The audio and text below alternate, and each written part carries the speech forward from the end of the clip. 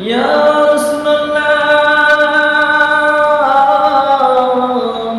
ইয়া হাবিবাল্লাহ ডাকতে বলে সাহাবীরা ও সাহাবী তোমরা যদি ভালো আমল করো তাহলে কিয়ামতের ময়দানে জান্নাতে যেতে পারবা। আমি রাসূল কিয়ামতের ময়দানে আমি আমার বান্দা বান্দি আমি আমার উম্মতদেরকে আমি কিয়ামতের ময়দানে সুপারিশ করবা। প্রত্যেকটা নবী ইয়া নাফসি ইয়া নাফসি ইয়া নাফসি ইয়া নাফসি করবে, আর আমি নবী হাশরের ময়দানে ইয়া উম্মতি ইয়া উম্মতি ইয়া হাবলি ইয়া উম্মতি বললো। বন্ধুগণ, আমার আল্লাহ পাক রব্বুল আলামিন কিয়ামতের ময়দানে কত বান্দা বান্দীদেরকে জাহান্নামে নিক্ষেপ করবে, জাহান্নামে নিক্ষেপ করবে।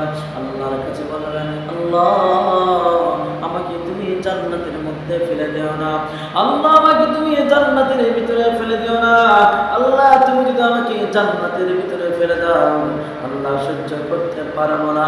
50,000 বছর ও আল্লাহর গোলামরা, আল্লাহর বান্দা বান্দিরা 50,000 বছর কিয়ামতের ময়দানে দাঁড়িয়ে থাকতে হবে। সিরাতের ভিতরে, সিরাতের উপরে তোমার আমার 30,000 বছর, কবরের ভিতরে 40,000 বছর থাকতে হবে। মোট 1,20,000 পাড়ি দিতে হবে ছোট্ট একটা জিন্দিগি দিয়া। তোমার আমার ছোট্ট একটা জিন্দিগি 60 থেকে 50 থেকে 60 অথবা 60 বছর হায়াতের জিন্দিগি দিয়া 1,20,000 তোমার আমার কিন্তু পার হতে হবে। ও আল্লাহর ফরমানে, ও বান্দারা, ও বান্দিরা, আমার আল্লাহ পাক রব্বুল আলামিন ডাকতে বলে, কোন বান্দা কোন বান্দি যদি আমার কথা আমার নবীর কথা যদি মেনে চলে, আমি আল্লাহ পাক রব্বুল আলামিন কথা দিলাম 5 ওয়াক্ত নামাজ যারা পড়বে আমি আল্লাহ 5টা পুরস্কার প্রদান করব। 5 ওয়াক্ত নামাজ যারা পড়বে আমি আল্লাহ পাক রব্বুল আলামিন 5টা পুরস্কার প্রদান করব। বন্ধু, কথায় কথায় বেড়ে যায়। বলতেছিলাম কিয়ামতের কথা, এসে বললাম নামাজের কথা, এসে বললাম নামাজের কথা। বন্ধুগণ, আমার নবী যখন মিরাজ থেকে আসলেন, কালেমার দাওয়াতের হুকুম পাইলেন আল্লাহ রাব্বুল আলামিনের কাছ থেকে, তার কিছুদিন পরে নামাজের হুকুম পাইলেন নবী সাল্লাল্লাহু আলাইহি ওয়াসাল্লাম। এইবার মক্কা মদিনায় আমার উম্মতদেরকে কিভাবে নামাজ শিক্ষা দিব, এই নামাজের মধ্যে ব্যস্ততা হয়ে পড়েন। আর কিভাবে নামাজ শিক্ষা দিবেন, ব্যস্ততা হওয়ার মধ্যে পড়ে। কিন্তু বেঈমানের বাচ্চা কাফের আবু জেহেল, বেঈমানের বাচ্চা কাফের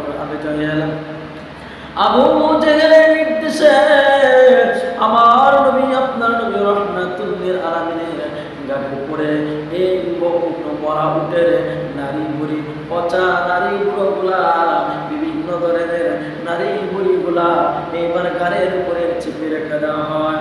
আমার আল্লাহ পাক রব্বুল আলামিন বলেন, কোন বান্দা যদি দুনিয়া যদি 5 ওয়াক্ত নামাজ আদায় করে, 5 ওয়াক্ত নামাজ আদায় করে, আমি আল্লাহ রব্বুল আলামিন কিয়ামতের ময়দানে 5টা মৃত্যুর পরে 5টা পুরস্কার প্রদান করব। 1 নম্বর হলো বন্ধু, সংক্ষিপ্ত বলতেছে, সময় কম। 1 নম্বর হলো আল্লাহ পাক রব্বুল আলামিন বলেন, তার রিজকের জিম্মাদার আমি আল্লাহ পাক রব্বুল আলামিন দেব। তার রিজকের জিম্মাদার আমি আল্লাহ পাক রব্বুল আলামিন দেব। 2 নম্বর হলো কোন ব্যক্তি যদি দুনিয়ার জমিন থেকে বিদায় নিয়ে কবরের ভিতরে চলে যায়, আমি কবরের আযাবকে হটিয়ে দিব। কোন ভালো করে লক্ষ্য করো, কবরের আযাবকে হটিয়ে দিব। 3 নম্বর হলো যখন হাশরের ময়দানে উঠাবো আমি আল্লাহ পাক রব্বি কারীম। 3 নম্বর হলো আমি আল্লাহ পাক রব্বি কারীম তার হিসাবকে সহজ করে দেব। 4 নম্বর হলো ডান হাতে আমি আমল দিব।